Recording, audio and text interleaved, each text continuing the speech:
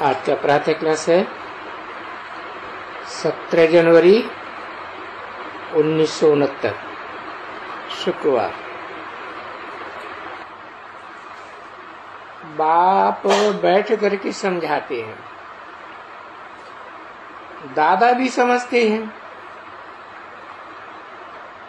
क्योंकि बाप दादा द्वारा समझाते हैं।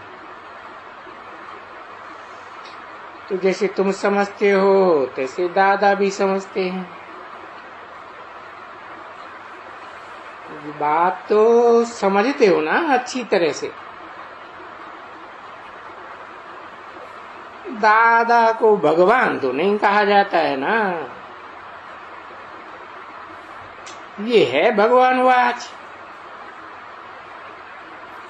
जो समझाते रहते हैं। मुख्य क्या समझाते हैं? मुख्य यही समझाते हैं, देही अभिमानी भव। क्यों कहते हैं देही अभिमानी भव? क्योंकि अपन को आत्मा समझने से हम पतित पावन परमपिता परमात्मा से पावन बनने वाले हैं। ये बुद्धि है कि गायन होता है कि इस समय में सभी पतित, और उन पतितों को मनुष्य कहा जाता है। देवी देवता नहीं कहा जा सकता, क्योंकि ये बात थोड़ी समझ में सहज है, समझाने की और समझने की भी। सबको समझाना है। क्यों? कि बहुत पुकारते सभी हैं, जानते हैं सभी कि हम पतित हैं और जरूर नई दुनिया पावन है। नई दुनिया बनाने वाला, स्थापन करने वाला बाप है। इसलिए उनको पतित पावन कह करके कि बाबा, और बाबा भी साथ में कहते हैं।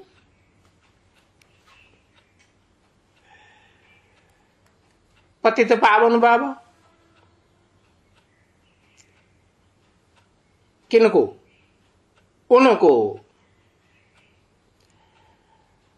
उनको कह के दूर क्यों कर दिया?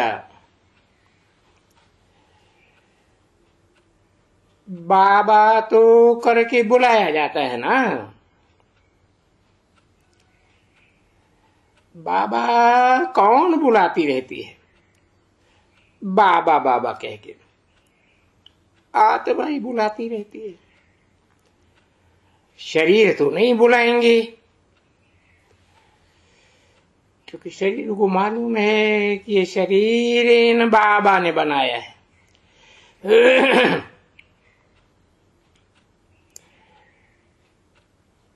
लौकिक बाबाओं ने बनाया है। हमारी आत्मा का बाप है परमात्मा। तो ये तो सभी समझ सकते हैं कि एक लौकिक बाप, एक पारलौकिक बाप, और अभी भी ऐसे ही समझते हो कि बरोबर एक लौकिक बाप है और वो भी पतित है। फिर पारलौकिक बाप है, वो पावन है। यानी ये तो साधारण बातें तो याद रहनी चाहिए ना समझाने की समय। तो पुकारते रहते हैं, पावन दुनिया भी है, नई दुनिया, पतित दुनिया भी है, पुरानी दुनिया। ये अच्छी तरह से बुद्धि में रहना चाहिए कि बुद्धि में होता है तो फट कोई समझाने में सहज लगता है, उल्लास होता है किसको समझाने में। ये पुरानी दुनिया पतित दुनिया है, नई दुनिया पावन दुनिया है। अब ये पुरानी दुनिया है या नई दुनिया है, क्या कहेंगे? तो जरूर कोई भी नहीं कहेंगे कि ये कोई नई दुनिया स्वर्ग है।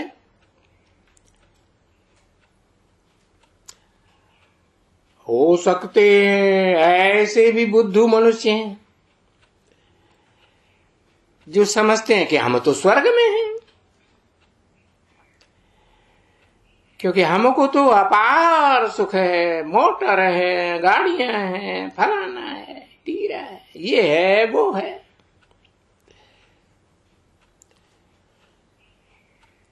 परंतु ये भी समझना चाहिए कि ये फिर कलयुग है, कल है कलेश का युग। कलयुग में कभी भी कोई, कलयुग को कोई स्वर्ग तो कह भी नहीं सकते हैं। नाम ही है इसका कलयुग, जहां कलह क्लेश होता ही रहता है। नाम के आधार पर काम पड़ता है, नाम भी पड़ता है। और फिर नाम भी है इसका पुरानी दुनिया, और पुरानी भी पतित दुनिया है। तो जो डिफरेंस है ये भी तो मनुष्यों को मालूम नहीं है ना। भले समझाते हैं उनको तो भी बुद्धि में नहीं बैठता है,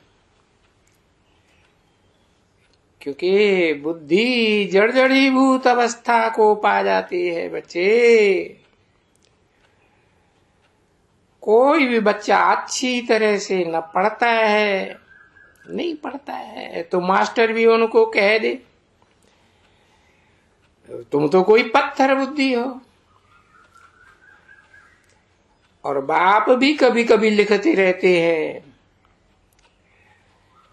तुम्हारे गांव के निवासी तो कोई पत्थर बुद्धि है, समझते ही नहीं।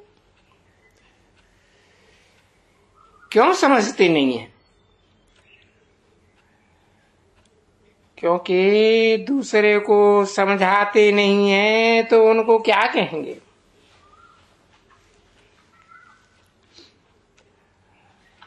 अगर खुद पारस बुद्धि बनते हैं तो फिर दूसरे को भी पारस बुद्धि बनाना चाहिए। पारस बुद्धि बनाने का पुरुषार्थ करना चाहिए। इसमें लज्जे वगैरह की कोई बात ही नहीं होती है। भले वो तुमको कुछ भी कह देवे, क्योंकि आधा कल्प उनके कान में ये जन्म बाई जन्म ये उल्टे अक्षर पड़े हुए हैं।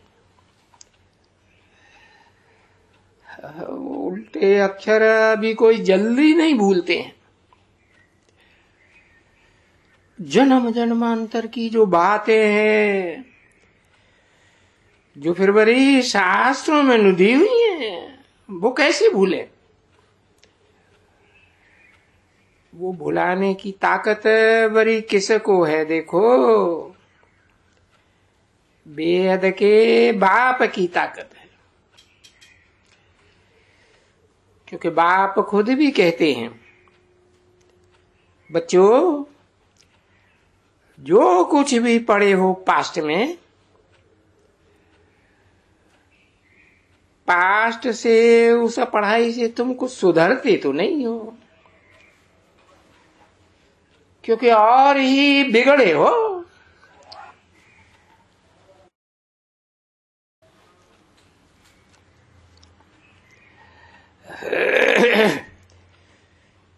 क्यों बिगड़े हो? क्योंकि तमो प्रधान। पहले तुम सतो प्रधान थे। तो ऐसे कभी भी कोई की बुद्धि में ऐसे नहीं होता है कि हम सतो प्रधान देवी देवता थे। ये कभी कोई की बुद्धि में नहीं बैठता है। तो 84 जन्म की बात को 84 लाख जन्म सुन लिया, तो फिर कैसे कहेंगे? कैसे मालूम पड़ेगा? तो बाप के बगैर तो ये नॉलेज, ये ज्ञान तो कोई दे ही नहीं सकता है। और जब दे ही नहीं सकता है ज्ञान, तो फिर सभी अज्ञानी ठहरे।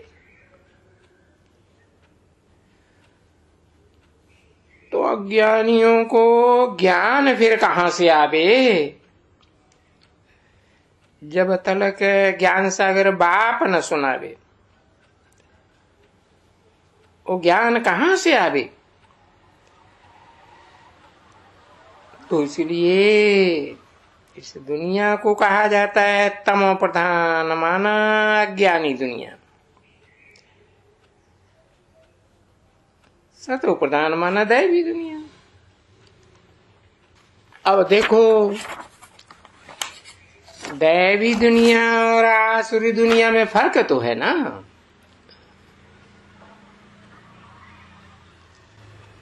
17 जनवरी 1969 की प्रातः क्लास का दूसरा पेज। कहाँ हम सो देवी देवता थे? यानी पुनर्जन्म तो लेते हैं ना, लेते आते हैं बच्चे। तो समय भी फिरता रहता है और बुद्धि भी कमजोर होती जाती है, क्योंकि वो जो ताकत मिली बुद्धि योग लगाने से, वो तो फिर खलास हो गई। तो ये सब बातें भूल जाते हैं। अभी जब तुमको समझाते हैं तो तुम रिफ्रेश होते हो। तुम रिफ्रेश जब होते थे तो तब तुम विश्राम में थे। बाबा चिट्ठी में भी लिखते हैं ना बच्चों को, बच्चों यहाँ आकर के रिफ्रेश भी हो करके जाओ और विश्राम भी पाओ, क्योंकि रिफ्रेश होने के बाद तुम सत्युगी विश्व में विश्रामपुरी में जाते हो। वहां तो बहुत ही विश्राम मिलता है, सुख भी मिलता है, संपत्ति भी मिलती है। यहां भी जो आते हैं चले जाते हैं।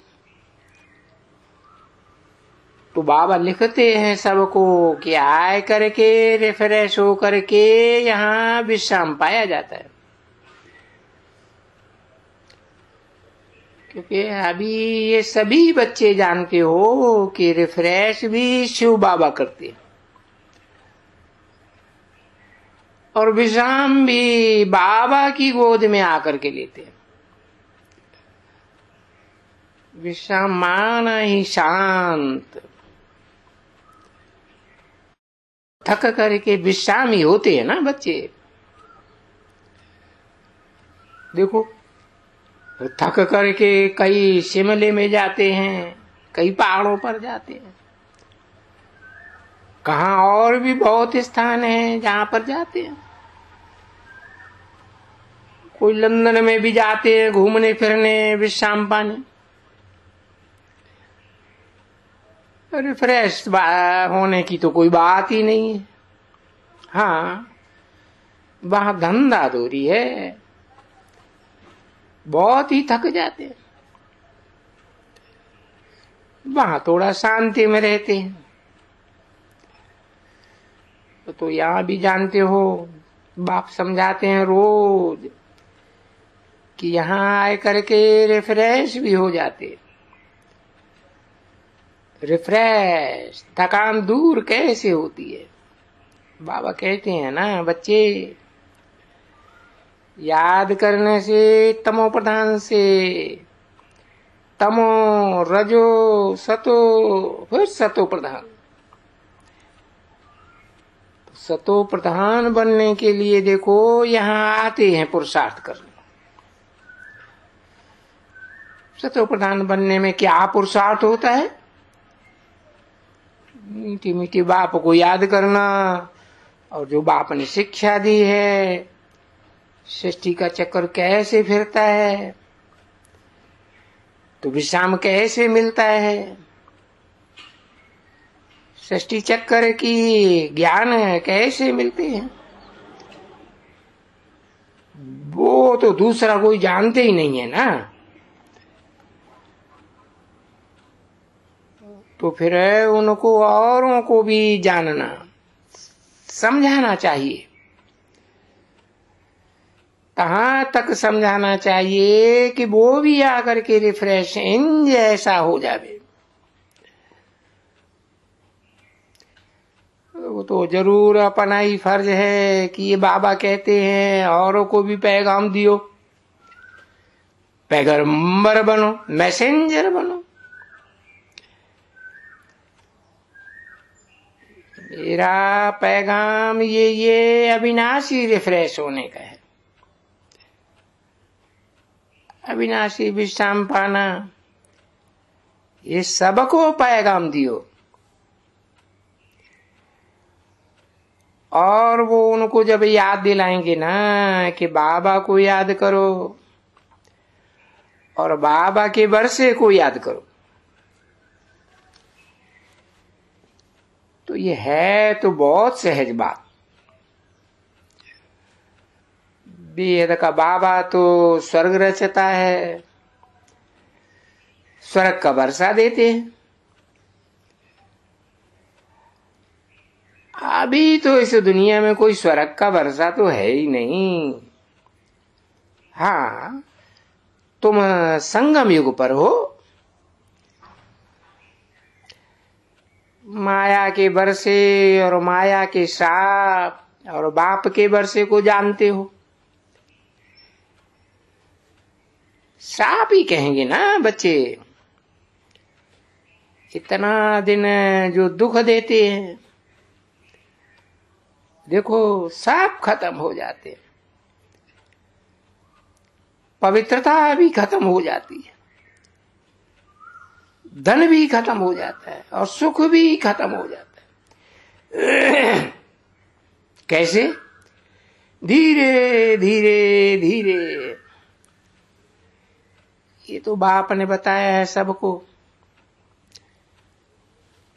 कितना जन्म तुमको लगता है, फिर इस दुख धाम में कोई विश्राम होता है क्या? ना, सुखधाम में विश्राम होता है। मनुष्य भक्ति में थक थक करके भक्ति थकाती है ना बच्चे। जन्म जन्मांतर की भक्ति थका देती है, कंगाल कर देती है। ये भी अभी तुम बच्चों को बाप बैठ करके समझाते हैं, धीरे धीरे धीरे धीरे बुद्धि में। देखते तो रहते हो ना, नए आते हैं, कितना उनसे बुद्धि योग लगाते। ये कैसे हो सकते हैं? वो भला सुनाई है, वो सर्वव्यापी है, तो बरी आएगा कहां से? कुछ सोच करना पड़ता है ना बच्चे। हर एक बात को बहुत सोच करते हैं, क्योंकि जादू न समझ जावे। अरे पर जादूगर तो तुम खुद कहते हो ना, भगवान वाच। तुम जादूगर कहते हो तो मैं भी कहता हूं मैं जादूगर हूं। ऐसे थोड़े ही कि ना हूं, परंतु जादूगर कोई ऐसा नहीं है कि मनुष्य को रीढ़ बनाए देवे या मनुष्य को घेटा बना करके अपने पास बैठ जावे।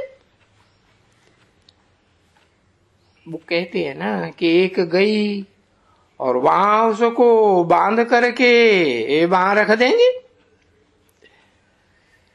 तो कोई जानवर तो नहीं है ना, रीढ़ बकरियां तो नहीं है ना। हाँ, बुद्धि में रीढ़ बकरियां बेशक है, बुद्धि से है, तभी तो ये गायन भी है ना। रीढ़ बकरियां क्या समझे राग से, जिसकी बोली बै, सुरमंडल के साज से, फिर वो जो सांडे हैं वो क्या समझे। सांडे देखे है ना, यहां है बहुत ही। तो जैसे कि मनुष्य सांडों जैसे, रीढ़ जैसे, अभी गायन तो मनुष्यों ने किया है ना, बनाया है उन्होंने। ये बातें कोई स्वर्ग में तो नहीं बनाई जाती हैं, यहीं इसी दुनिया में बनाई जाती है। तो देखो, अपने को वो रीढ़ बकरी सांढे सब कुछ गाए गए, क्योंकि ये देखो, और इस समय में, इस समय का ये गायन है। 17 जनवरी 1969 की प्रातः क्लास का तीसरा पेज। तो ये बातें बेचारे समझ नहीं सकते, क्योंकि आधा कल्प तो ढेंडरों की ट्रा ट्रा ट्रा की ही बैठ करके रट लगाई। भक्ति मार्ग को ट्रा ट्रा का मार्ग कहा जाता है। जो ढेंडर होते हैं ना, वो गीत बहुत अच्छे गाते हैं बरसात में। वो समझते हैं हम बड़े आवाज से अच्छे गीत गाते हैं, सब मिलजुल करके। जैसे हम मिल करके गीत भजन गाते हैं ना, यहां वो फिर मिल करके जहां के रहवासी हैं वहीं तो रहेंगे ना। पीछे आवाज कैसा अच्छा करते हैं, तभी फिर मनुष्यों को कहते हैं ढेंडरों की ट्रा ट्रा छोड़ो, क्योंकि इनमें समझ ही कुछ नहीं आता है। तो तुम उनको ढेंडर समझते, अब वो तुमको ढेंडर समझते। तो है वास्तव में जैसे ढेंडरों की बड़ी बड़ी सभाएं देखो, तुम अभी समझते हो। तो कहां कहां जाते हैं, मेले मलाखड़े कहां भाई, चलो आज चंडिका का मेला है। इस चंडिका वाला कौन थी? देवी थी। अरे भाई, चंडिका देवी, ऐसा कभी किसी का नाम तो रहता नहीं है, क्योंकि ये है सतयुग में तो सदैव नाम शुभ ही होते हैं। भाई रामचंद्र, श्री कृष्णचंद्र, श्री तो पहले जरूर आगे रखते। तो श्री कहा जाता है श्रेष्ठ को, ठीक है ना बच्चे। सतयुगी संप्रदाय को श्रेष्ठ कहेंगे, भला कलयुगी विषय संप्रदाय को श्रेष्ठ कैसे समझेंगे? विषय विकारों में रचे पचे। तो देखो, आजकल फिर जो भी गुरु गोसाई वगैरह, इन्होंने ये सभी दिया है सबको कि सबके नाम के आगे श्री श्री दियो, मिस्टर कहना भी छोड़ दियो, मिसेज भी छोड़ दियो, ये अक्षर छोड़ दियो। ये श्री, स्त्री को भी श्री। अब श्री और श्री जो इस समय कहते हैं, अभी हुआ है, आगे मिस्टर या मल या दास या फलाना ऐसे कहते थे ना बच्चे। तो सतयुग में तो ऐसे हरफ होते ही नहीं है, दास बसरमल मिस्टर वगैरह वगैरह, क्योंकि ये तो अशुद्ध हरफ है ना। शुद्ध हरफ है, सुंदर भाई रामचंद्र,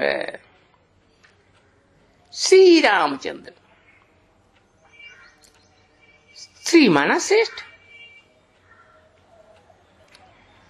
अब के मनुष्यों को कहेंगे श्री फलाना,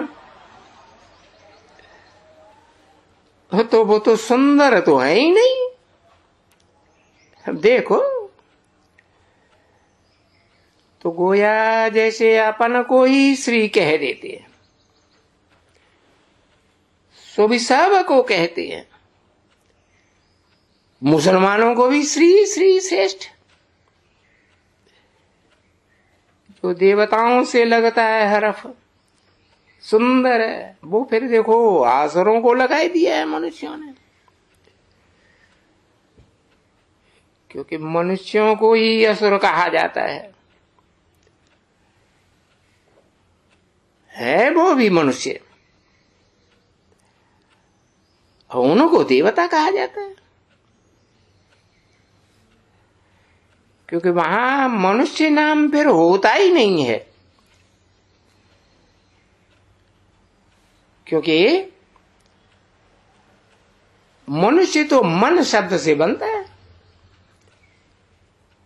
मनु की औलाद मनुष्य, समझा ना। तो वहां मनुष्य होता ही नहीं, क्योंकि गाया जाता है कि मानुष्य को देवता भगवान आकर के बनाते हैं। तो देवता जरूर मनुष्य से देवता बनाते हैं, तो देवता से फिर वो मनुष्य बन जाते हैं। तो फर्क क्या रखते हैं? फर्क यही कि बस विकार में जाते हैं, 5 विकारों में। रावण के राज्य में फिर सभी मनुष्य ही मनुष्य, किसी को मनुष्य के सिवाय और कुछ कह भी नहीं सकते हैं। और वो तो देवता, वो डीटी वर्ल्ड